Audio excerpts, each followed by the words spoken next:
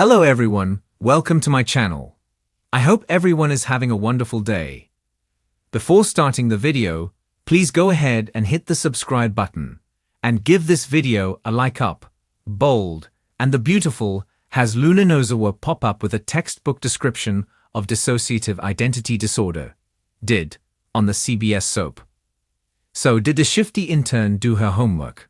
Or does she harbor the personalities of two people?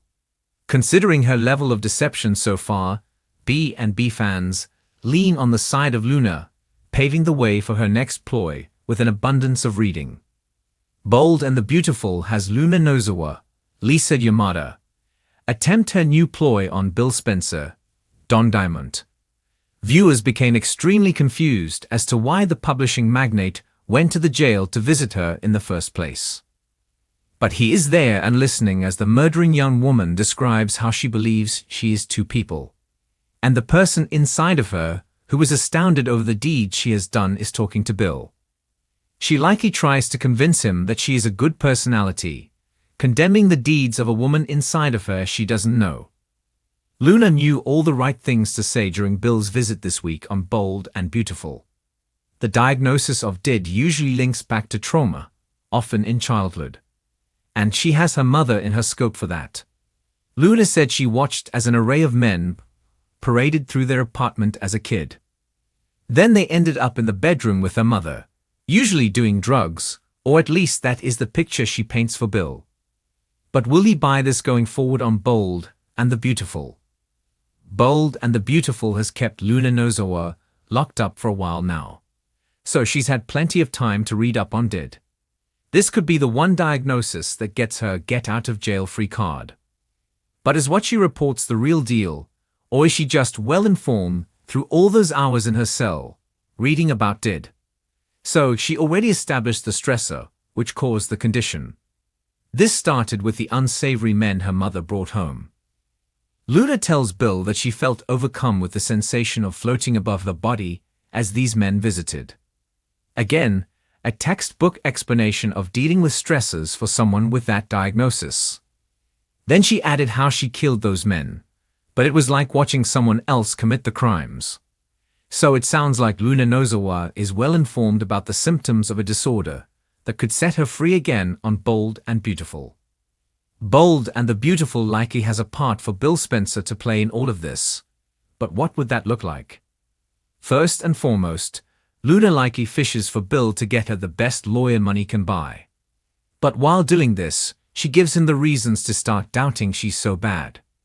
Instead, it looks like she's grabbing for a DID diagnosis, which after Tuesday's episode, it would seem as if she is well read on the topic.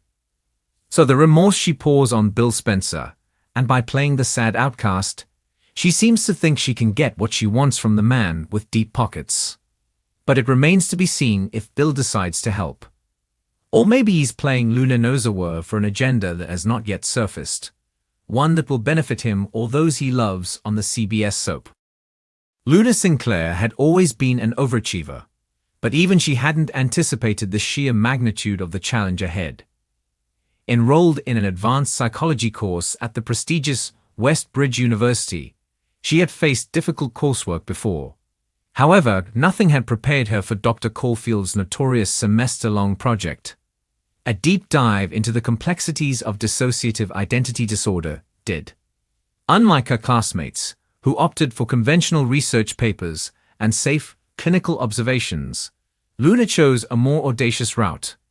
If she was going to truly understand the nuances of DID, she needed to experience it. Not by living it, she knew that was impossible, but by embodying it intellectually. She would write the entire project as if she herself had multiple personalities, crafting a textbook that was part scientific study, part psychological drama. Her idea was met with skepticism. "Are you sure about this, Luna?" Her best friend and study partner, Max, asked, flipping through her notes with a concerned expression. Dr. Caulfield isn't one to hand out easy A's for creativity. He's all about clinical accuracy. She set to work immediately, diving into exhaustive research.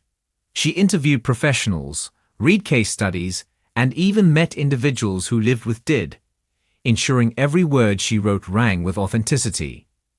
But her true challenge lay in the writing itself, bringing multiple personalities to life on the page, each with distinct voices, perspectives, and mannerisms. Chapter 1 began conventionally, an introduction to DID, its causes, symptoms, and the neurological underpinnings. But by Chapter 2, Luna's textbook morphed into something wholly unexpected. The narrator split into multiple voices. Dr. Charles Everton, an esteemed but fictional psychiatrist, provided a clinical, methodical breakdown of the disorder. Then came Iris, a poetic and deeply emotional persona who wrote in flowing prose, describing the lived experience of dissociation. Next, there was Finn, a dry-witted, pragmatic voice who constantly questioned the others and added biting commentary.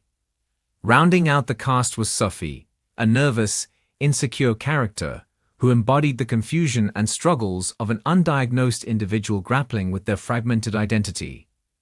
Luna structured each chapter as a conversation between these characters. Dr. Everton would lay out the medical explanations, Iris would provide raw and vulnerable accounts, Finn would poke holes in everything with his skeptical observations, and Sophie would voice the fears and uncertainties of someone experiencing DID firsthand. The effect was electrifying. Her textbook was no longer just an academic exercise. It was a living, breathing tapestry of perspectives. As the weeks went on, Luna became increasingly consumed by the project. She spoke as Iris in everyday conversation without realizing it. She found herself debating ideas with Finn in her mind. She wrote so fluidly in Sophie's voice that her own anxieties bleed into her real-life interactions. Max noticed the shift before she did. "Luna," he said cautiously one evening watching her as she scribbled furiously into her notebook. "You're starting to talk like them." She blinked at him, shaking off the fog of her thoughts.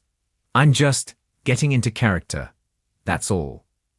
By the time she reached the final chapter of her textbook, she felt as though she had lived inside her characters for too long. The lines between her own thoughts and theirs blurred. The experience had made her more empathetic, but it had also left her questioning parts of herself she'd never examined before. The final chapter was a resolution. Dr. Everton presented therapeutic approaches. Iris wove an introspective piece on self-acceptance. Finn begrudgingly admitted that he had learned something, and Sophie, fragile, uncertain Sophie, found a voice of her own. And Luna, she closed her laptop, staring at the final words of her creation. On the day of her presentation, Luna stood before Dr. Caulfield and the class with an air of confidence that didn't fully reach her core. Her project was risky. Would he see it as an academic masterpiece or an exercise in self-indulgence? She began to speak, slipping seamlessly between the voices she had created. She presented as Dr. Everton, precise and authoritative. She became Iris, her tone soft and poetic.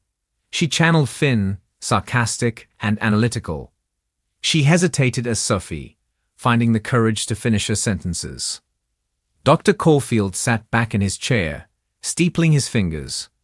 "Miss Sinclair," he said slowly, "this is the most unorthodox submission I have ever received." A rush of relief washed over her as he continued. "By embodying multiple perspectives, you've provided an unparalleled depth to the subject. I have never seen a student attempt such an approach, let alone succeed so thoroughly." He leaned forward. "But tell me, Luna, after spending so much time in these voices, who are you now?" She hesitated. Then, for the first time in weeks, she answered not as Iris, not as Finn, not as Sophie, but as herself. "I'm Luna Sinclair," she said firmly, a smile forming. "And I just wrote the best damn textbook you've ever read." The class erupted into applause. Max grinned at her, shaking his head in admiration. Dr. Caulfield merely nodded, a hint of a smile on his usually stern face. "Indeed you have." Luna's textbook was later published as an experimental study in psychology, praised for its creative approach and emotional depth. But for Luna, the real victory wasn't in the grade, the recognition, or even the applause. It was in the discovery that, while she could step into many voices, her own would always be the loudest when it mattered most.